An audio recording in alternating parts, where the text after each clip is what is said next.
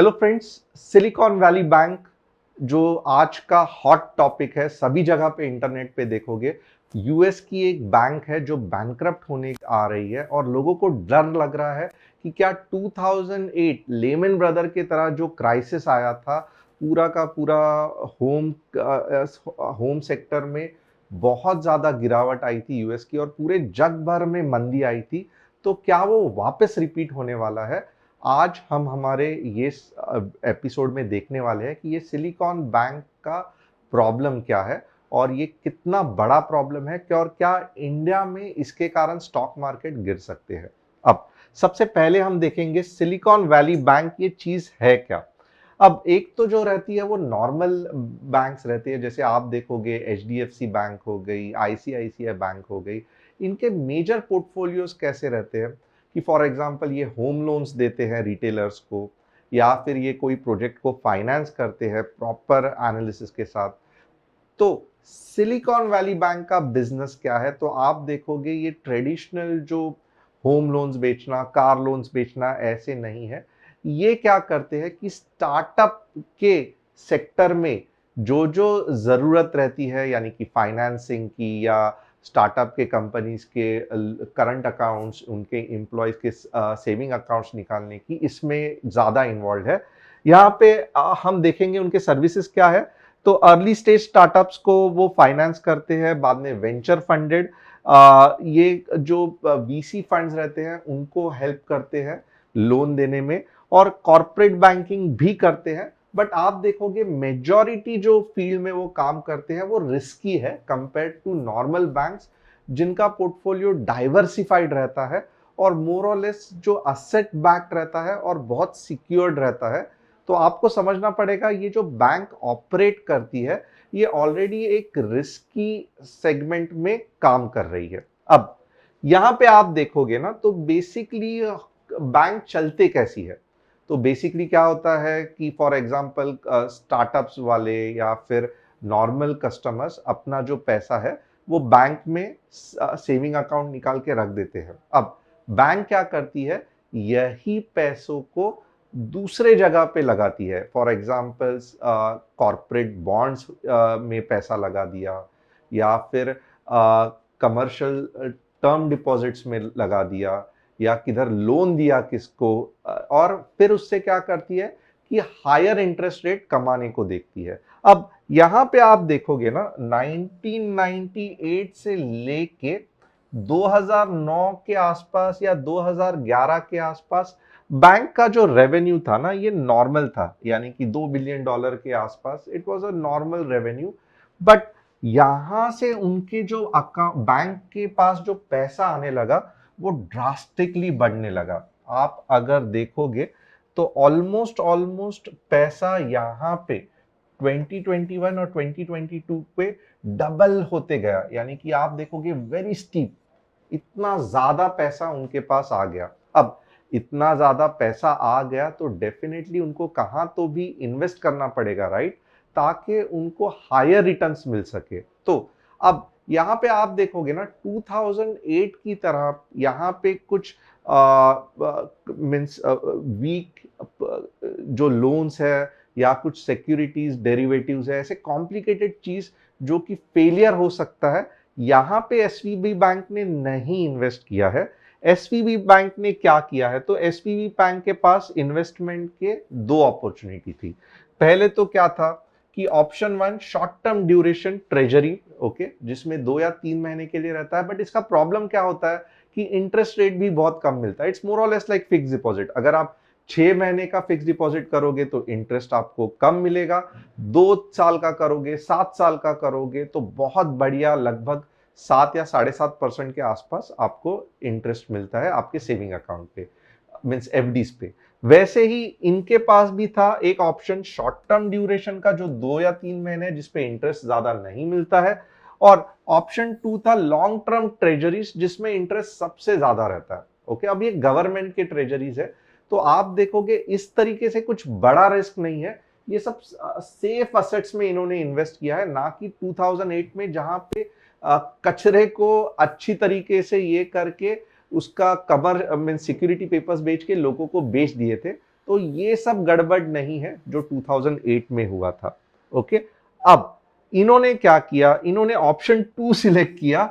क्यों? तो उनको हायर इंटरेस्ट रेट चाहिए था। अब इसका प्रॉब्लम क्या हो गया कि जैसे ही आप देखोगे, ये एक चार्ट है इंटरेस्ट रेट का, 2020 से इनके पास पैसा आने लगा, तो इन्होंने यहां पे जाके फॉर एग्जांपल 1.5% के इंटरेस्ट रेट पे 10 साल के ट्रेजरी बॉन्ड्स ले लिए, बाद में 1% के इसमें ले लिए, ये पूरे इसमें ये इन्वेस्ट चल करते गए करते गए करते गए।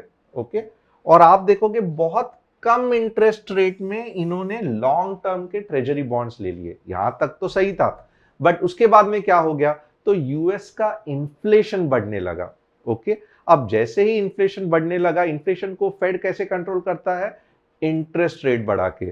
तो आप देखोगे यहां से फेड ने अपना इंटरेस्ट रेट बढ़ाना चालू कर दिया और अभी भी बढ़ाते ही जा रहा है। तो लगभग आप देखोगे 3.7 या आगे जाके 4.5% तक भी ये इंटरेस्ट रेट हो सकता है। अब ये बैंक का प्रॉब्लम क्या हो गया, आप देख लेना। अगर समझो मैंने कोई ट्रेजरी बॉन्ड लिए है, राइट, 1,000 रुपए में, एक एग्जांपल ले रहा हूं, 1,000 यूएसडी में मैंने एक ले लिया है ट्रेजरी बॉन्ड जिसका इंटरेस्ट रेट 1.5% है। ओके, अब फेड क्या कर रहा है, तो आने वाले समय में लाइक रिसेंटली फेड क्या कर रहा है, सेम 1,000 रुपए यूएसडी के लिए 3.5 से लेके 4% का इंटरेस्ट रेट दे रहा है। ओके, तो जो पिछले बॉन्ड्स थे 1,000 रुपए के, डेफिनेटली मैं अगर इसको बेचना भी चाहूं किसी दूसरे को, वो क्यों खरीदेगा, वो बोलेगा क्या पागल है यार, मैं तो नए खरीदूंगा जिसके 3.5% मुझे इंटरेस्ट रेट मिल रहा है, तो मैं 1,000 रुपए में तुम्हारे बॉन्ड नहीं खरीदूंगा। मैं 3.5% के हिसाब से यहां पे जो प्राइस कम होती है, मैं समझो तुम्हारा बॉन्ड्स जो है वो 950 के आसपास खरीदूंगा, तुमको 50 रुपए का घाटा लेना पड़ेगा। क्यों? क्योंकि अब फेड ने इंटरेस्ट रेट बढ़ा दिए है। इसको इंटरेस्ट रेट रिस्क भी कहते हैं। इंटरेस्ट रेट फ्लक्चुएट होता है तो बॉन्ड के प्राइस फ्लक्चुएट होते हैं, इनवर्सली प्रोपोर्शनल है। और अगर मुझे ये बॉन्ड बेचने हैं और अगर इंटरेस्ट रेट बढ़ गया है जैसे यहां पे हुआ, तो मुझे क्या करना पड़ेगा, बॉन्ड को घाटे में बेचना पड़ेगा। तो ये प्रॉब्लम होता है इंटरेस्ट रेट रिस्क का। अब डेफिनेटली इन्होंने गड़बड़ क्या की थी, 2021 और 2022 में खरीद लिए थे, इतना सारा पैसा जो आया था और कम इंटरेस्ट रेट में लिए थे। अब जब इंटरेस्ट रेट बढ़ गया, और प्रॉब्लम क्या है कि इंटरेस्ट रेट बढ़ गया, अब इनके पास क्या ऑप्शन है, 10 साल होल्ड करते रहो, जब भी 1.5% का पूरा मैच्योरिटी मिल जाएगा तभी बेच देना और अपने कस्टमर्स के से जो भी उनकी रिक्वायरमेंट है वो दे देना। ओके, वेरी सिंपल, ये एक चल जाता था। बट अब भी क्या हो रहा है कि इनके कस्टमर्स को मालूम है कि सिलिकॉन वैली फिलहाल काम अच्छा नहीं कर रही है, वीक है उधर परफॉर्मेंस, तो पैसों की जरूरत लग रही है। ओके, और पैसों की जरूरत लग रही है, खुद के करंट अकाउंट, सेविंग अकाउंट, सभी जगह पे अगर मैंने पैसे रखे हुए हैं तो मैं डायरेक्टली क्या करूंगा, एज अ छोटी सी कंपनी का ओनर, मेरे पास सैलरी नहीं है देने के लिए, मैं बैंक के पास जाके अपने करंट अकाउंट में जितने भी पैसे हैं निकालना चालू करूंगा, राइट। अब ऐसे अगर बहुत सारे लोगों ने डिमांड किया कि मुझे अपने अकाउंट में से पैसे दे दो दे दो, तो प्रॉब्लम क्या होगा, इन्होंने सारा पैसा तो बॉन्ड में लगा दिया है, अब लिक्विडिटी आएगी कहां से। ओके, तो प्रॉब्लम ये हुआ कि रिसेंटली इनको ये जो लिक्विडिटी यानी कि कैश बैंक में मेंटेन करने के लिए अपने बहुत सारे बॉन्ड्स इन्वेस्टमेंट जो थे वो डिस्काउंट में, यानी कि 1,000 के जगह पे 950 900 में बेचने पड़े। एग्जाम्पल देख लो, इसके कारण कंपनी को यानी कि बैंक को बड़ा लॉस हो गया।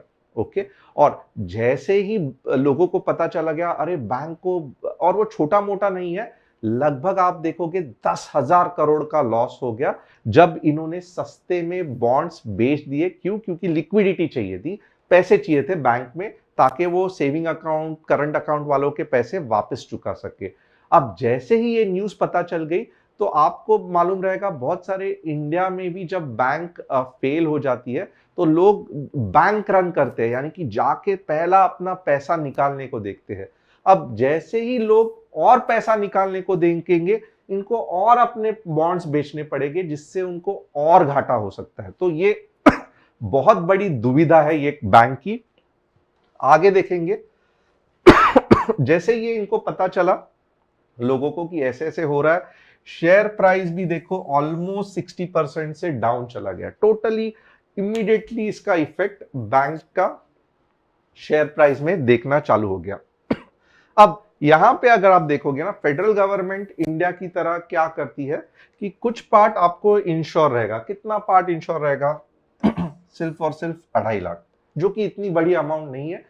कंपनीज के कोई कोई करंट अकाउंट है, लोगों के सेविंग डिपॉजिट अकाउंट है, आपने पहले भी देखा रहेगा डिपॉजिट्स बहुत ज्यादा है ये बैंक में। ओके, तो इससे कुछ ज्यादा फायदा होने वाला नहीं है। एंड अगेन इसमें ये जो पूरा मसला है, ओके, कैसे सॉल्व हो सकता है? आइदर लोग रुके रहे कि ठीक है, जब भी धीरे धीरे बॉन्ड मैच्योर होगा तब हमारे अकाउंट में पैसे आएंगे, ये वापस हमें देंगे, किसी को कुछ लॉस नहीं होगा। ये रियलिस्टिक नहीं लग रहा है। लोग पहले भाग के पैसा लेने को ट्राई करेंगे, तो डेफिनेटली ये सही चीज नहीं है। दूसरा एक ऑप्शन क्या हो सकता है कि कोई दूसरी बैंक इसको खरीद ले। अब ये कैसे कोई बैंक दूसरी भी खरीद लेगी, क्योंकि उनको भी नहीं पता कि कितने लोग जाके फटाफट बैंक से पैसा निकालेंगे, जिसके कारण कितने बॉन्ड इनको बेचने पड़ेंगे, जितने कारण इनको कितना बड़ा घाटा होने वाला है। तो दूसरी बैंक भी अगर लेना चाहती है, इसको टेक ओवर करना चाहती है, जैसे येस बैंक को आपने देखा रहेगा, एसबीआई, कोटक, इन्होंने ये किया था, मैनेज किया था, तो ये भी मोर और लेस रिस्की है। और तीसरा जो ऑप्शन है वो क्या हो सकता है कि गवर्नमेंट बेल आउट कर दे। तो गवर्नमेंट बोल दे ठीक है, आपका जो भी लॉस हुआ है हम चुकता करेंगे, या हम आपको टेम्परवरीली रिलीफ देंगे। ये तीनों सॉल्यूशंस हो सकते हैं। बेस्ट सॉल्यूशन डेफिनेटली अगर गवर्नमेंट बेल आउट कर दे तो सब कुछ आसान है, बट गवर्नमेंट इतना जल्दी बेल आउट नहीं करेंगे, क्योंकि लॉजिक इज वेरी क्लियर कि ये गलत सिग्नल सेंड करता है कि आप कुछ भी गड़बड़ कर दो, गवर्नमेंट इज देयर। तो आगे क्या होने वाला है ये देखना हमारे लिए बहुत इंपॉर्टेंट है। अब एक बहुत इंपॉर्टेंट टॉपिक है कि क्या ये 2008 की तरह क्राइसिस हो सकता है। ओके, अब यहां पे देखोगे ना, पूरा का पूरा एज अ 10 बैंक ने ये गड़बड़ की है क्या? नहीं, सिर्फ ये एक सिलिकॉन वैली बैंक की ही गड़बड़ है। और उन्होंने एक्चुअली देखोगे तो जहां पे इन्वेस्ट किया था वो बहुत सेफ था, सिर्फ जो इंटरेस्ट रेट रिस्क के वजह से उनको ये प्रॉब्लम हो रहा है। तो ये बाकी के बैंक्स का इशू नहीं है, ये सिलिकॉन वैली बैंक के रिलेट का इशू है। थोड़ा बहुत इफेक्ट दिख सकता है, बट ओवरऑल बैंकिंग इंडस्ट्री का मेरे हिसाब से इतना ज्यादा कंसर्न नहीं है। अब यहां पे और मैं क्या आपको बता सकता हूं, तो ये छोटा सा हमने एनालिसिस किया 60 बिलियन डॉलर के डिपॉजिट्स। इससे आप देखोगे $1 ट्रिलियन यानी कि 1000 बिलियन का तो मीन्स ये रहता है। उसमें से भी यूएस इकोनॉमी अगर देखोगी 15-16 ट्रिलियन की है, और पूरा का पूरा बैंक्रप्सी 60 बिलियन उड़ गए क्या? तो ऐसा बिल्कुल भी नहीं है। इनको और थोड़ा लॉस लेना पड़ेगा, जो कि 3-4 बिलियन हो सकते हैं। तो इतना बड़ा प्रॉब्लम नहीं है, मुझे यही कहना है। और इसका इंडिया पे भी इतना ज्यादा इंपैक्ट होना कुछ मुझे लगता नहीं है फिलहाल तो पॉसिबल है, क्योंकि डायरेक्ट कोरिलेशन ऐसे नहीं है कि इंडियन लेंडर्स ने कुछ दिया है या इंडिया का सिलिकॉन वैली का बिजनेस कम हो जाएगा या आईटी सेक्टर्स में इंडिया का इम्पैक्ट होगा। ऐसे कुछ स्ट्रेट अवे दिख नहीं रहा है। जो भी है फिलहाल सॉल्यूशन नहीं निकला है कि सिलिकॉन वैली बैंक का क्राइसिस कैसे सॉल्व होगा, बट क्राइसिस को और 10 सेक्टर्स में इफेक्ट होगा और ग्लोबल हो जाएगा, ये कंसर्न फिलहाल हमें नहीं लग रहा है। तो आपको ये एनालिसिस कैसे लगा? आपको क्या लगता है कि सिलिकॉन वैली बैंक का क्या सॉल्यूशन निकलेगा, और क्या इस पे इंडिया का ग्लोबल मार्केट पे बहुत ज्यादा इंपैक्ट होगा? आप मुझे कमेंट करके बताना, मैं आप सभी के कमेंट्स देखूंगा, पढ़ूंगा। और thanks a lot for watching this video.